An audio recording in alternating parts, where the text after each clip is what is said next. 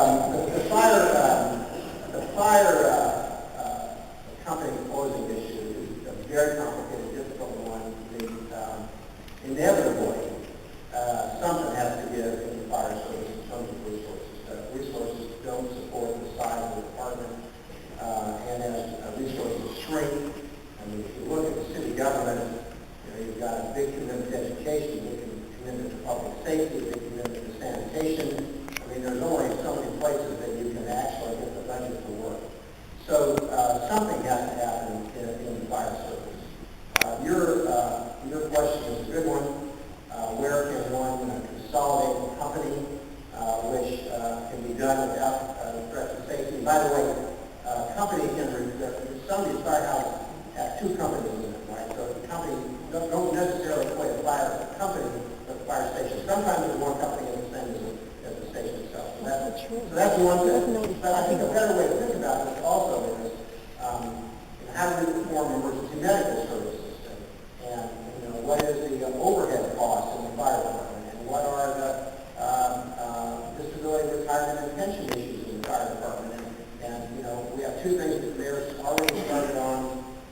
One that it's not that big, but it's $6-7 million a year with these call boxes that are on the street that nobody uses. It costs $6 million a year to take care of them. We get almost no calls from them. They're totally antiquated, but just like everything else in New York City, they're there because some judge has ordered them to be there. So we have to ask the judge if we can take out the things that we don't use anymore, and so we're in the process of doing that. There is a staffing issue on some of the apparatus where there's a collective bargaining agreement and a set of rules which allow a slight change in the way that the apparatus is staffed. So it's a long way of saying that I think the answer to your question is yes.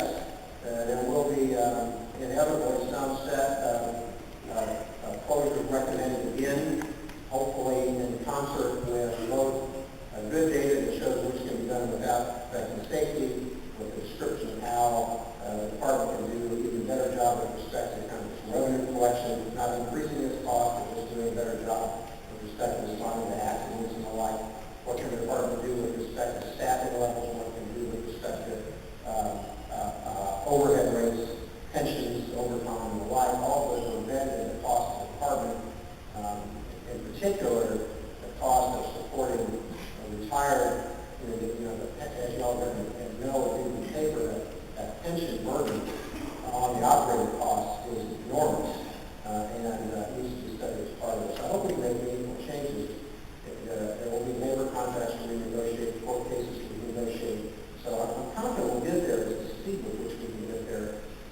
It turns out actually that closing companies is one of the things that we've done without